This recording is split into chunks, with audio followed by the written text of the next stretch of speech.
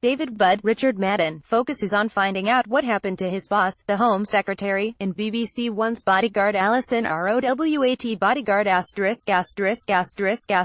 BBC One, 9 p.m. Lest you thought David Cameron's contribution to history was confined to Brexit, he turned up in Bodyguard last night in the kind of plot twist that would either have had viewers cheering or jeering the writer's cheek.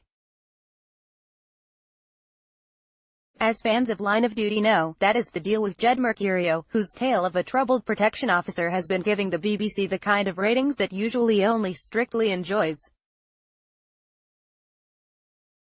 Mercurio's dramas are successful precisely because he sprints the thin line between thrilling and tosh. Susan Swarbrick interviews Richard Madden. Last night's installment, being the penultimate episode, had a tough job to do.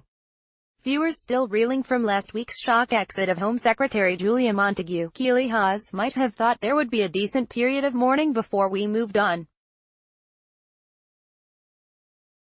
Get it?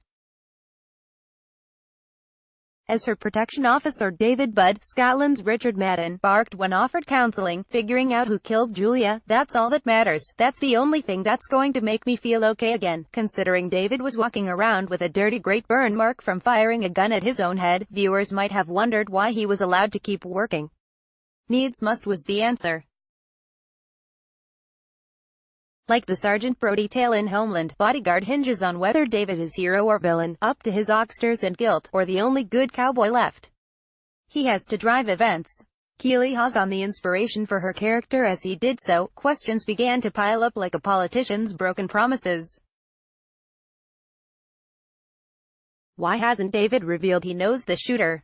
Why has Chanel the sacked PA turned up again? And why oh why does David put up with the appallingly short battery life on his phone?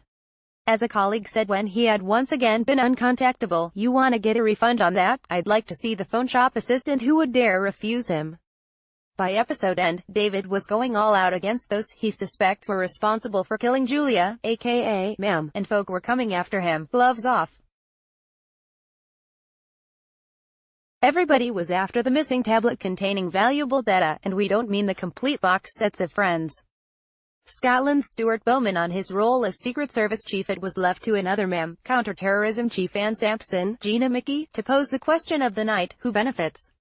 At this rate, give or take your reaction to that last gasp twist, it is the viewer, ma'am, definitely the viewer.